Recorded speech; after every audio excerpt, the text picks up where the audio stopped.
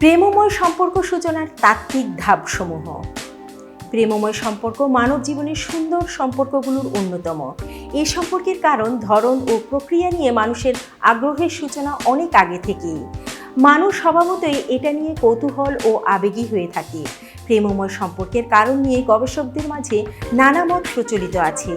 মনোবিজ্ঞানী ডেভিড টি লেকেন ও আউটে টেলিজেন মনে করেন, প্রেমময় সম্পর্কের সূচনা ঘটে সম্পূর্ণ ভাগ্যক্রমে।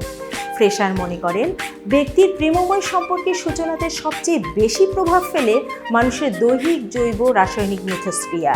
অন্যদিকে ডেভিড বুশ মনে করেন, প্রেমময় সম্পর্কের সূচনা কতগুলো ধাপের মধ্যে দিয়ে সমন্বিত প্রক্রিয়া পূরণের ফলেই ঘটে থাকে।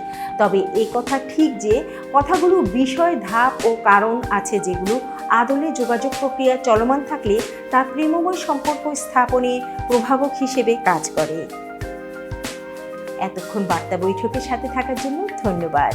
নতুন নতুন সংবাদ পেতে বার্তা বৈঠকের ইউটিউব চ্যানেল ও ফেসবুক পেজের সাথেই থাকুন।